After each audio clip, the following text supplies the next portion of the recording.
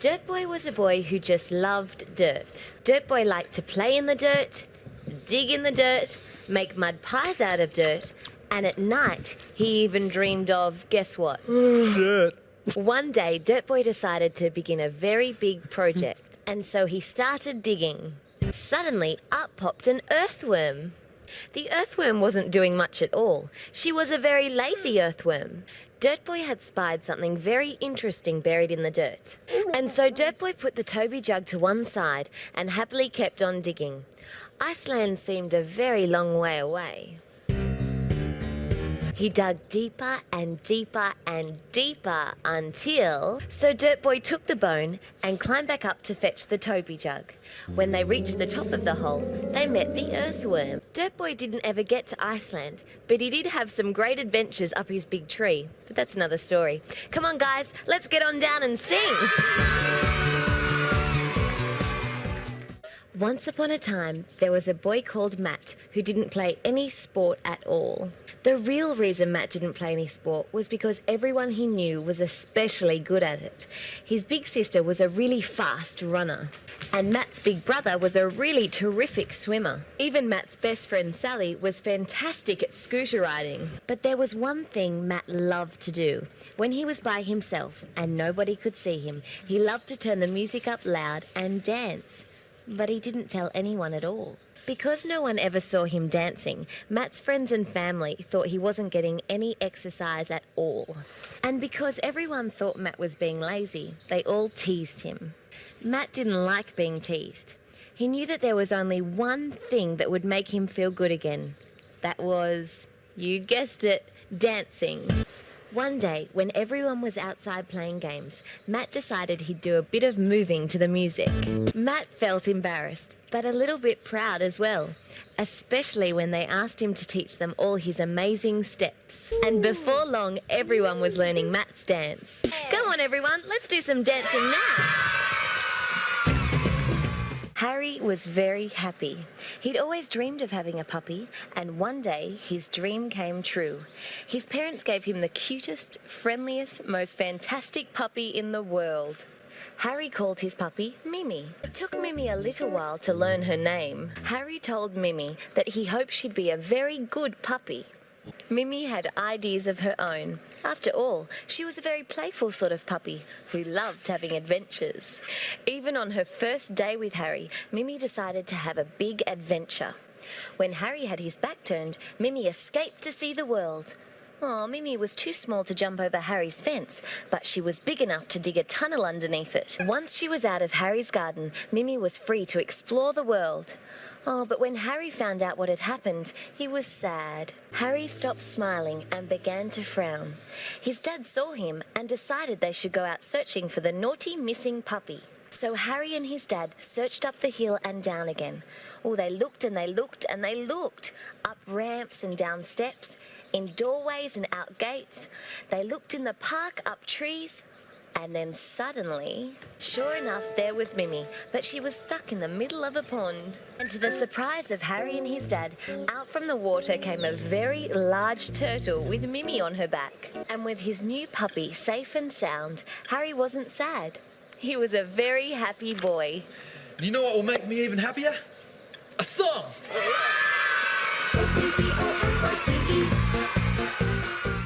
Once upon a time, there were two children who would play alone in the school playground at lunchtime.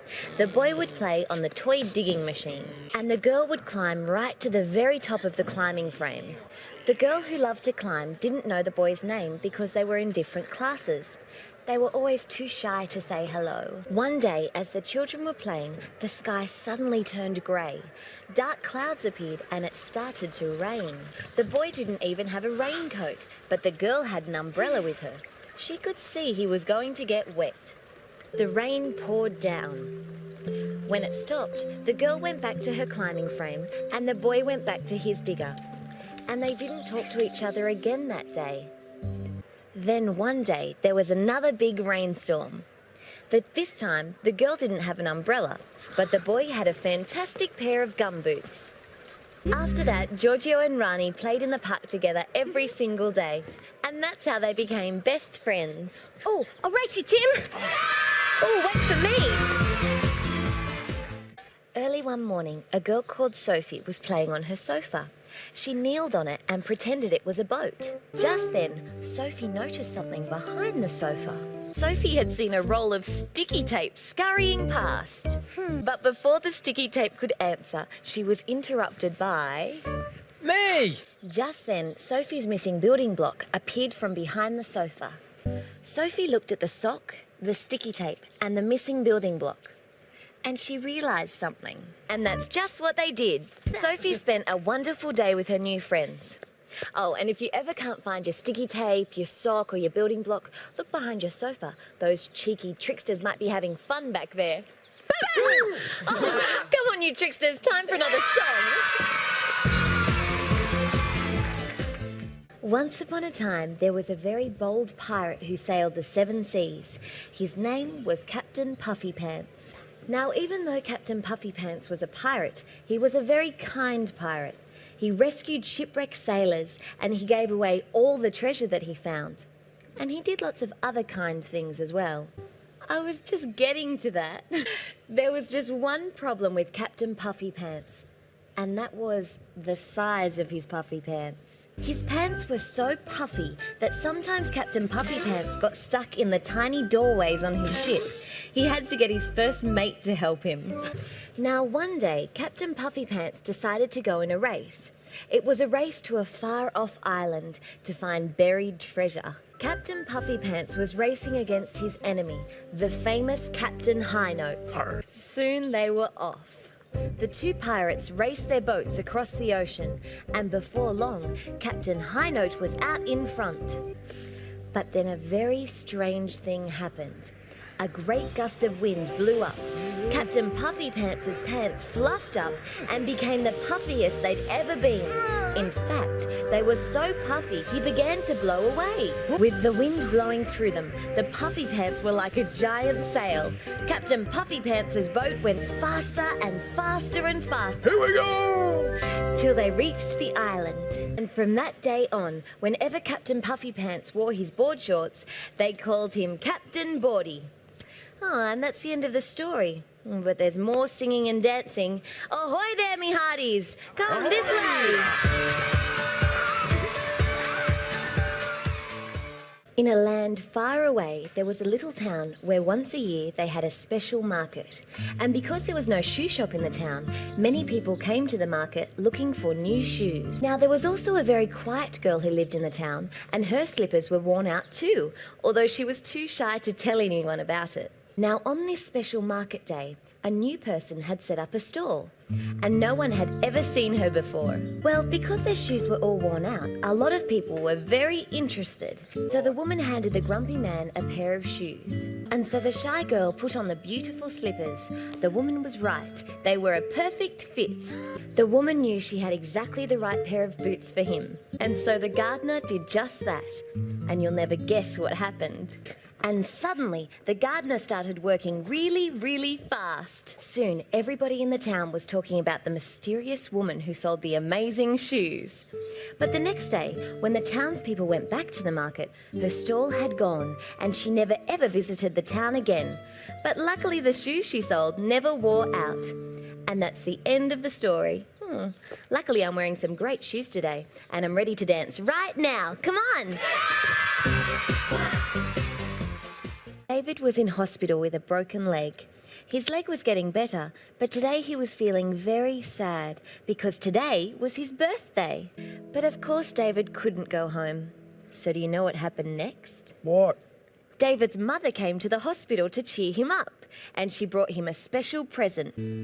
Soon David had another visitor, his next-door neighbour Casey. David was having a fantastic birthday after all. But there were more surprises in store. Casey and David's mum brought in a huge birthday card. The card was shaped like a football because football was David's favourite game. But the best surprise of all was yet to come. Out of the card jumped Steve, David's all-time favourite football player. David couldn't believe his eyes. Steve had come to the hospital especially to visit him. Soon David's leg was better and he was able to go home. But he never forgot the wonderful birthday party he'd had that day in the hospital. Feel like partying some more? Let's go!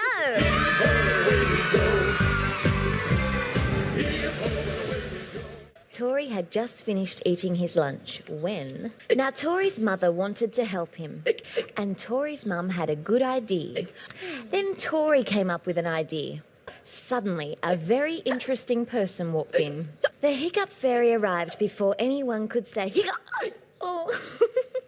Now, Tori had a very important question to ask the Hiccup Fairy. We've got to fly too. Time for a song.